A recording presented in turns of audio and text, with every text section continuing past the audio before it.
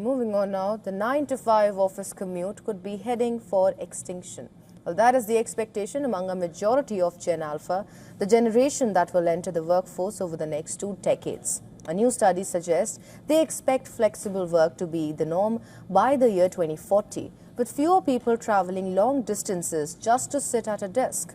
Research by workspace giant IWG and engineering consultancy ARUP found that 80% of Gen Alpha expect flexible working to become standard by 2040. And only 1 in 4 said that they would be willing to tolerate a commute longer than 30 minutes. Well, that is a sharp contrast with today's work culture.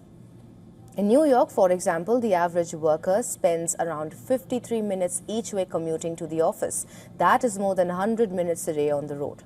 IWG CEO Mark Dixon says future generations may struggle to understand why people once traveled long distances to quote-unquote sit down and use a computer. And there is evidence that the shift may already be underway at the top. A National Bureau of Economic Research study analyzed data involving 8,000 American employees and found that younger CEOs tend to require fewer days in the office. The researchers say the 5-day office week could eventually become obsolete as older CEOs retire and younger leaders take over. Now, the study also found that remote-friendly leaders are associated with faster acceptance of new technology and software-enabled management. That could become even more important as artificial intelligence changes how companies operate.